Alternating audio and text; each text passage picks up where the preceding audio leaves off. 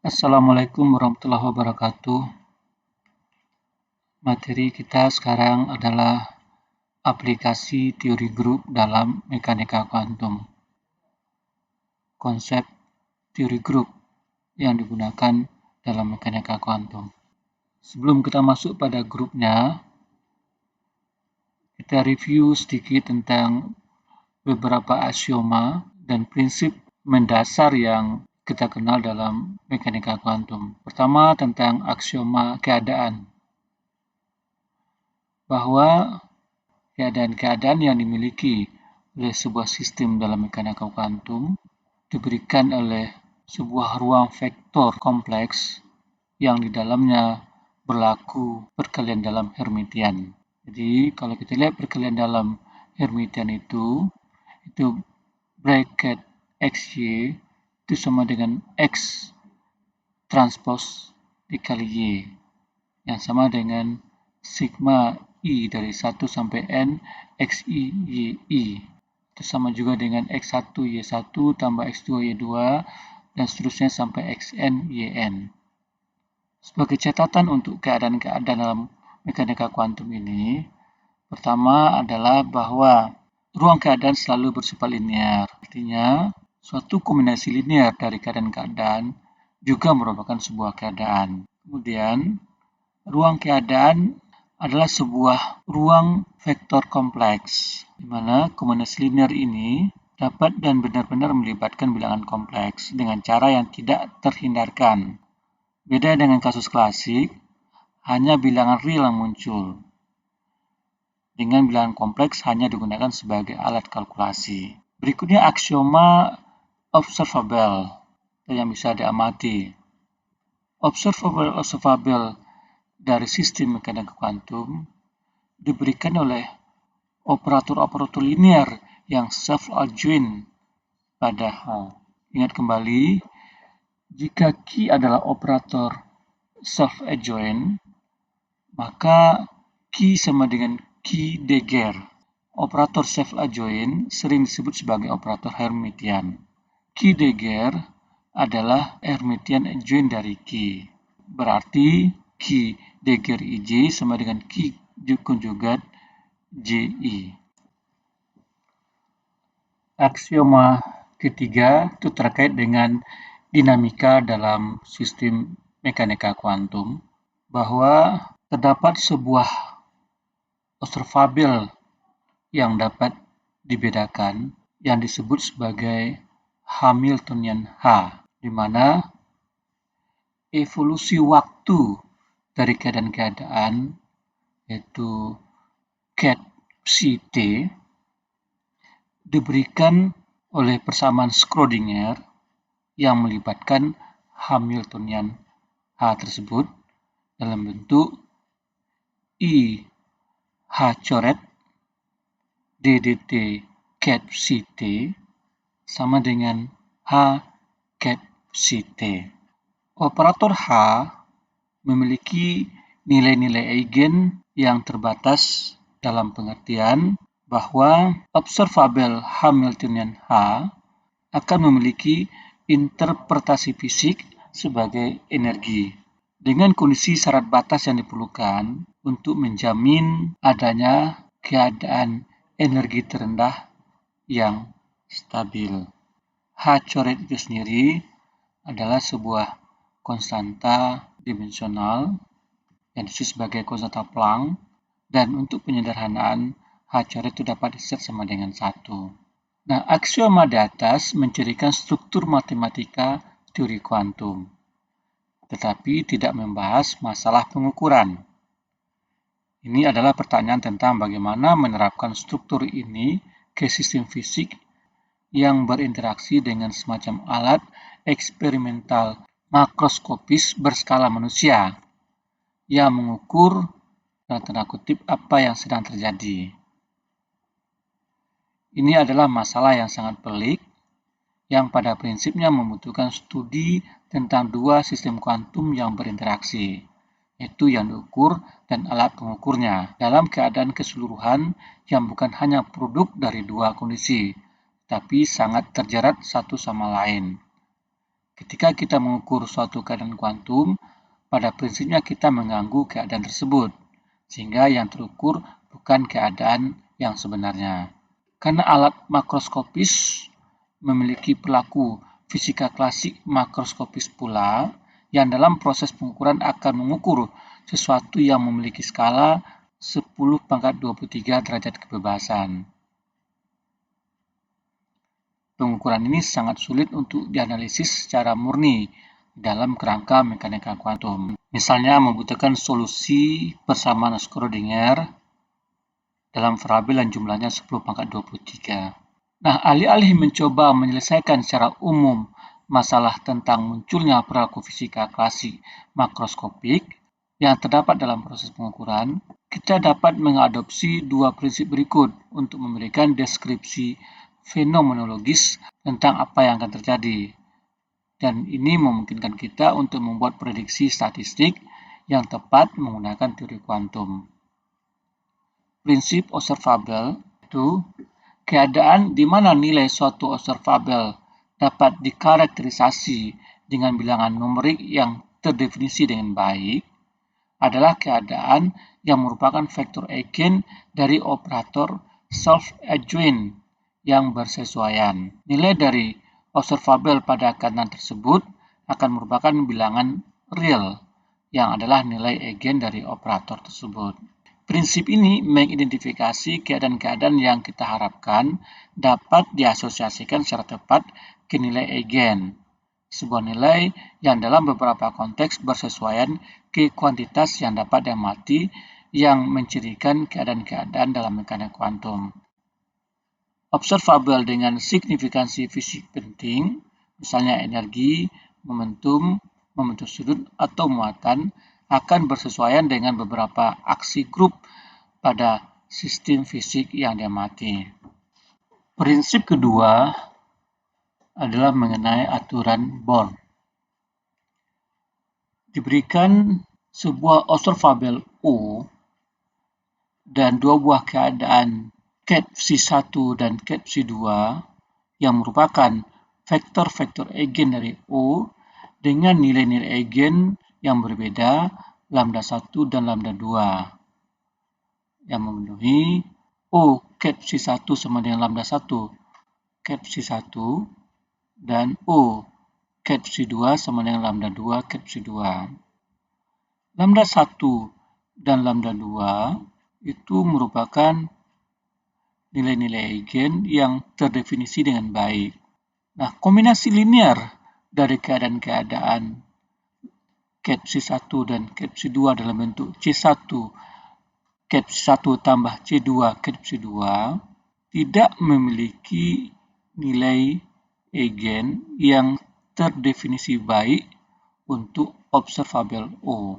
Jadi ketika kita ingin mencoba mencari nilai eigen dari observable O untuk kombinasi linear keadaan-keadaan ini, maka kita akan mendapatkan nilai-nilai eigen dalam bentuk probabilitas, yaitu probabilitas dari C1 kuadrat per C1 kuadrat tambah C2 kuadrat atau C2 kuadrat per C1 kuadrat tambah C2 kuadrat.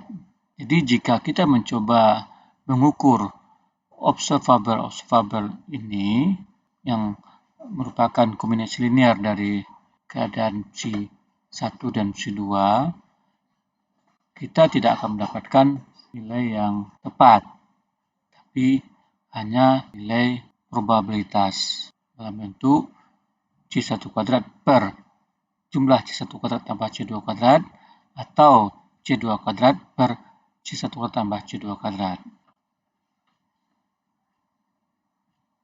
Sekarang kita masuk pada group representation atau representasi dari sebuah grup. Sebuah representasi P, V dari sebuah grup G adalah sebuah homomorfisme P, G, elemen G menjadi P fungsi G dari elemen GL, V, di mana GL, V adalah grup linear yang mempunyai inverse yang memetakan ruang V ke V. dengan V itu adalah sebuah ruang vektor. GLV disebut sebagai grup general linear untuk V, yaitu sebuah grup yang merupakan matriks yang memiliki inverse yang memetakan V ke V, yaitu memetakan sebuah ruang vektor V ke ruang vektor V yang lain. Sementara itu, definisi dari homomorfisme adalah sebagai berikut. Homomorfisme dari grup G ke grup G aksen adalah pemetaan yang mempertahankan perkalian grup. Pemetaannya tidak harus satu-satu.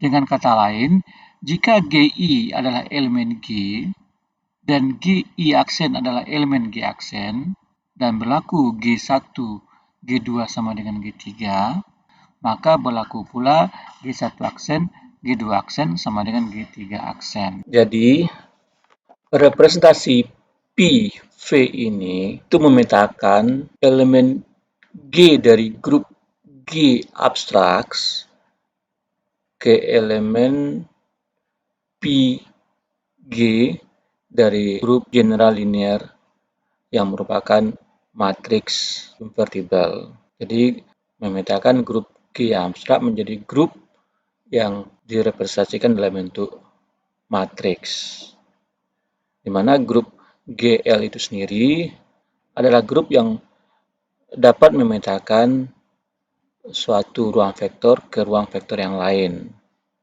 seperti memetakan satu posisi ke posisi yang lain. Dapat kita lihat lebih lanjut bahwa general linear group atau GL berderajat n adalah himpunan matriks n kali n yang memiliki inverse yang bersama dengan operasi matriks biasa, yaitu operasi matriks perkalian. Nah, himpunan ini membentuk sebuah grup, sebab produk dari dua matriks yang memiliki inverse juga adalah matriks yang memiliki inverse. Dan inverse dari sebuah matriks yang memiliki inverse juga matriks yang memiliki inverse, dengan identitas matriks sebagai identitas elemen dari grup. Grup ini dinamakan linear, sebagaimana namanya yang berikan, karena kolom-kolom dari matriks yang memiliki inverse ini secara linear bersifat independen atau dikatakan bebas linear. Tiap kolom mendefinisikan vektor yang bebas linear atau dalam definisi vektor berarti saling tiga lurus, seperti sumbu-sumbu koordinat. Dan matriks-matriks dalam grup general linear ini akan mengambil titik-titik dalam posisi general linear ke titik-titik lain yang juga dalam posisi general linear. Ungkapan bahwa pemetaan P bersifat homomorfisme itu mengandung arti bahwa perkalian P G1 dikali P G2 sama dengan P dikali G1 G2, atau pemetaan P G1 dikali pemetaan P G2 sama dengan pemetaan dari perkalian G1 kali G2 untuk semua G1 G2 elemen grup G. Jadi sifat ini memenuhi aksi dari sebuah grup. Kita akan banyak berinteraksi dengan representasi kompleks, di mana V adalah ruang vektor kompleks. Jadi dengan ini kita asumsikan sekarang bahwa ketika kita bicara ruang vektor dalam mekanika kuantum, yang kita maksudkan adalah ruang vektor kompleks, kecuali disebutkan sebaliknya. Ketika V memiliki dimensi berhingga dan basis V telah dipilih, maka pemetaan linear dan matriks dapat diidentifikasi.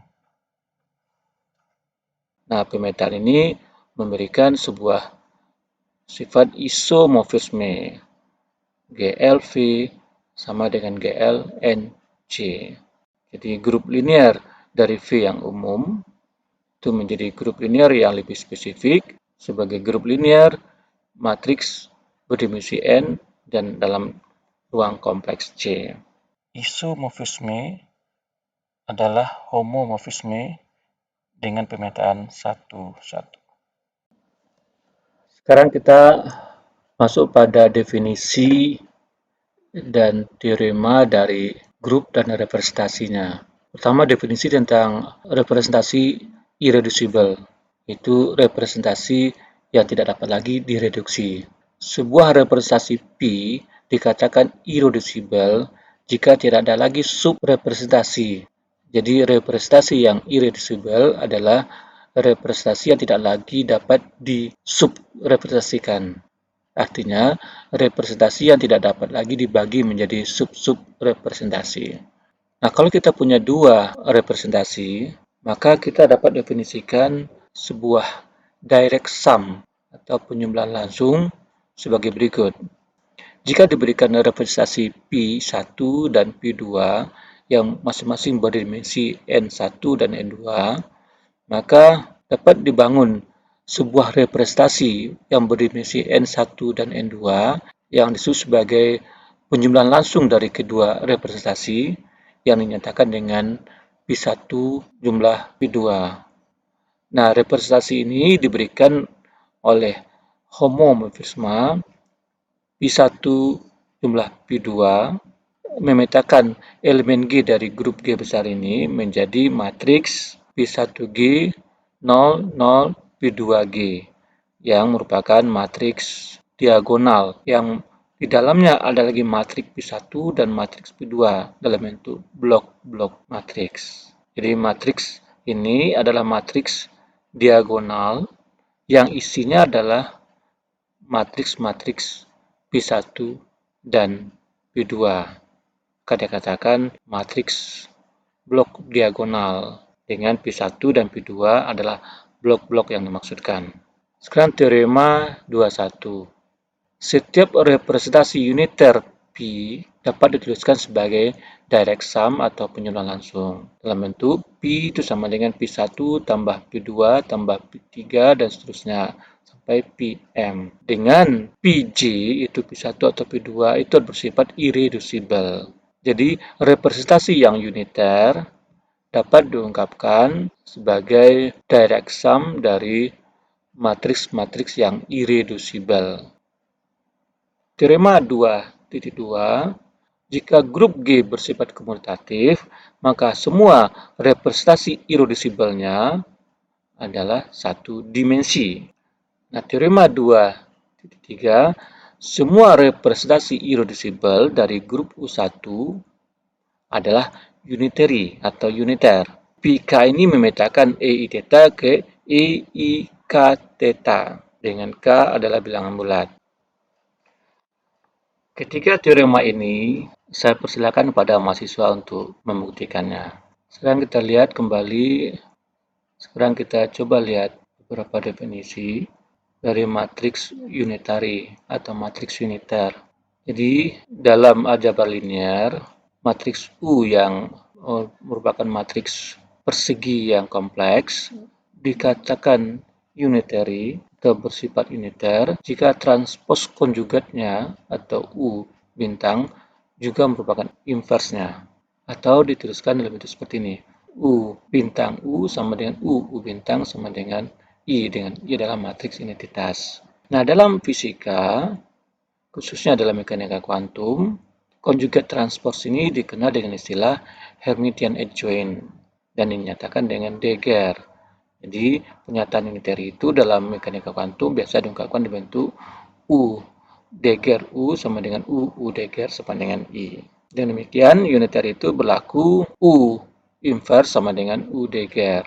Nah, bandingkan dengan matriks ortogonal, ini matriks uniter, ini matriks ortogonal, itu Q transpos dikali Q sama dengan Q transpos sama dengan I.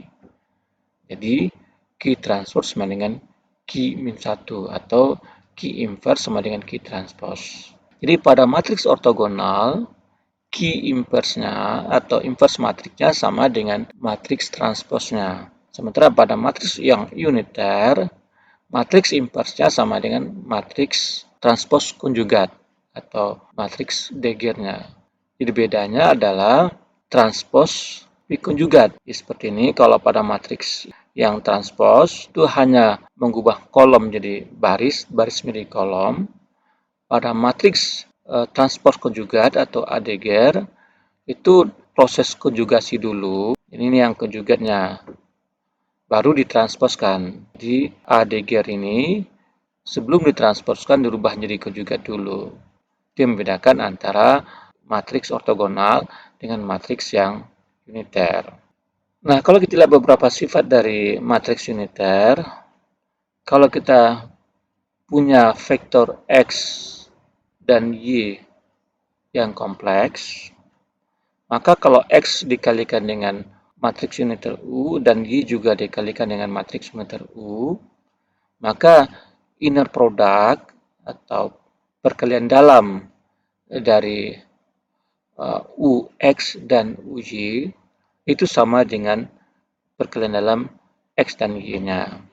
Artinya, matriks U ini mempertahankan perkalian dalam ruang vektor. Kita lihat di sini, perkalian dalam X, Y sama dengan X transpos dikali Y sama dengan ini. Nah, sifat matriks uniter UX, UY itu sama dengan X, U konjugat UY sama dengan X, Y. Kemudian U itu merupakan matriks normal, di mana U bintang dikali U sama dengan U kali U bintang. Di U transpos konjugat kali U sama dengan U kali U transpos konjugat. Kemudian U dapat didiagonalisasi, sehingga U dapat didekomposisi menjadi bentuk U sama dengan V, D, V bintang. Dengan V merupakan matriks unitary, dan dia adalah matriks diagonal dan unitary. Besar determinan U sama dengan 1. Ruang eigen dari matriks U ini bersifat ortogonal, dan U dapat diungkapkan dalam bentuk eksponensial dari E. Jadi U sama dengan E, I, H, mana E menggambarkan matriks eksponensial, dengan H adalah matriks Hermitian. Ini matriks Hermitian seperti ini, sama juga dengan ini. Matriks Hermitian adalah matriks HIJ-nya sama dengan transpos konjugatnya, atau dikenal juga dengan istilah Hermitian adjoint. Untuk setiap bilangan bulat n, himpunan dari matriks-matriks persegi n dikali n dengan operasi perkalian matriks biasa itu membentuk sebuah grup yang disebut sebagai grup uniter UN.